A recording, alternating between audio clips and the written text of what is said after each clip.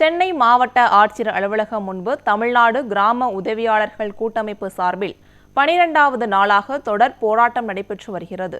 இதுகுறித்து நமது செய்தியாளர் அன்பழகன் வழங்கிய கூடுதல் தகவல்களை தற்போது பார்க்கலாம்.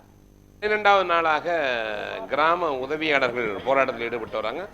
குறிப்பாக கால ஊதியம் வேண்டும் என்று ஒரு ஒற்றை கோரிக்கை வைத்து போராட்டத்தில் ஈடுபட்டு வராங்க. பல்வேறு மாவட்டங்களில் போராட்டம் நடத்தியிருந்தாலும் கூட அவர்கள் சென்னை மாநகரில் இங்கு மாவட்ட ஆட்சியர் அலுவலகத்தில் போராட்டம் நடத்துவாங்க. இது குறித்து அந்த கூட்டமைப்பினுடைய இடையே நம்ம கேட்போம். இப்போ மிக முக்கியமான பணி கிராம உதவியாளர் பணி. எதுவாக இருந்தாலுமே உங்கள் கிராமம் யார் வந்தாலுமே கிராம உதவியாளர்கள் முடியும். ஏன் அரசாங்கம் உங்களை அந்த ஏன் காலமுறை ஊதியத்தில் கொடுக்காத காரணம் என்ன?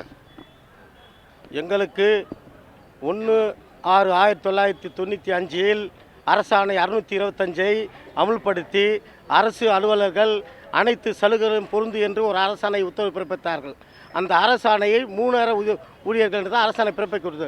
ஆனால் எங்களை சிறப்பு நிலை காலமுறை ஊதியத்தில் இதனாலே இந்த அரசு வைத்து எங்களுக்கு ஏமாற்றி கொண்டிருக்கிறது.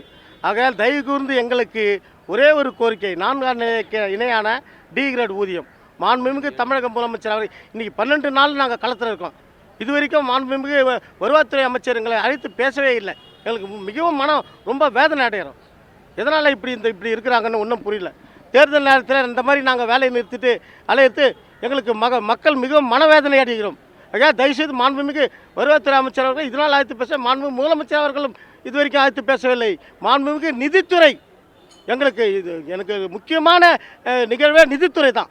எங்களுக்கு எல்லாரும் ரெக்கமெண்ட் பண்ணி போட நிதித்துறை எங்களுக்கு ஏன் இப்படி ஒரு அவல நிலை என்று மாறுகிறது என்று தெரியவில்லை. ஆகையால் தயவுசெய்து இந்த போராட்டத்தில் இன்று வாயிலாக மாண்புமிகு துணை முதலமைச்சர் அவர்களை சந்திக்க உள்ளோம்.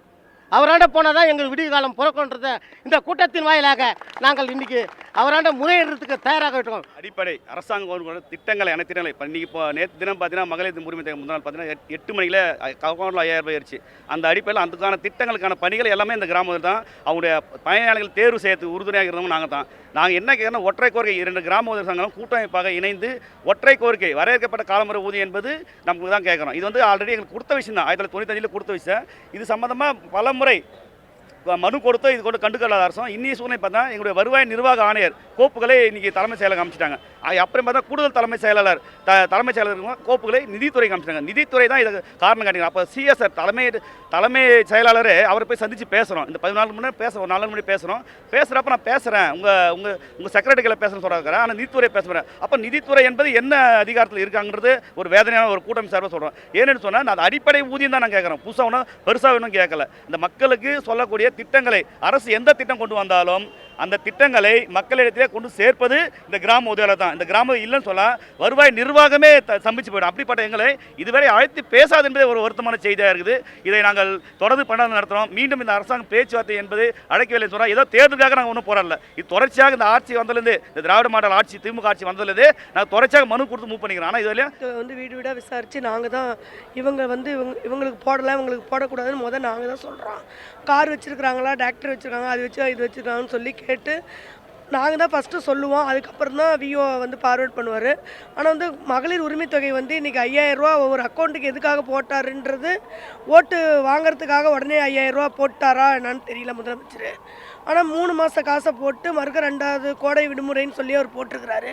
எதுக்காக போட்டார்? எங்களுக்கு கிராம உதவியாளருக்கு கொடுக்க மாட்டேங்கிறார். டி கிரேடாக காலமர ஊதிய சிறப்பு காலமர ஊதிய சம்பந்தமாக கொடுக்க மாட்டேங்கிறாரு. எங்கள் மாநில நிர்வாகிகளை கூட்டு இன்றைக்கி நிதித்துறை அலுவலரோ அல்லது உதவி செய்யமோ பார்க்கணுன்னு இருக்காங்க. இவங்க பார்க்க அனுமதிக்கலைன்னா அடுத்த கட்ட போராட்டம் தீவிரமாகும். இப்போ வந்திருக்கவங்க 5 மாவட்டத்து உறுப்பினர்கள் தான் வந்திருக்காங்க. பெரிய ஒரு பிரச்சனைகளை சென்னையில் உருவாக்கக்கூடாதுன்னு எங்கள் மாநில நிர்வாகி ரொம்ப கட்டுக்கோப்பாக இருக்காங்க.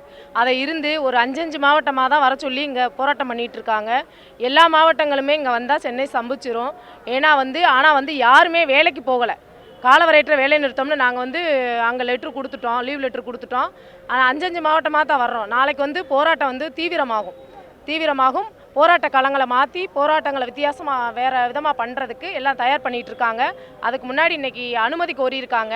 சிஎம் வருவாய்த்துறை அமைச்சரை பார்க்க இந்த அனுமதி கொடுத்து எங்களையும் பேச வாய்ப்பு கொடுத்து எங்களுக்குரிய தன்மையை உணர்ந்து எங்களுக்கு செஞ்சாங்கன்னா இந்த அரசாங்கத்துக்காக நாங்கள் நல்ல விசுவாசமாக தான் வேலை செஞ்சு நல்ல பேர் வாங்கி தந்திருக்கோம். இதுவரைக்கும் கடுமையான பிரச்சனைகள் 8 மணி நேரன்ற வேலையவே நாங்கள் கட்டுக்கோப்பாக பார்க்கல. 15 மணி நேரம் 20 மணி நேரமெல்லாம் வேலை பார்த்து இந்த அரசாங்கத்துக்கு உடனே நட்பெயர்களை உண்டாக்கி கொடுத்துருக்கோம்.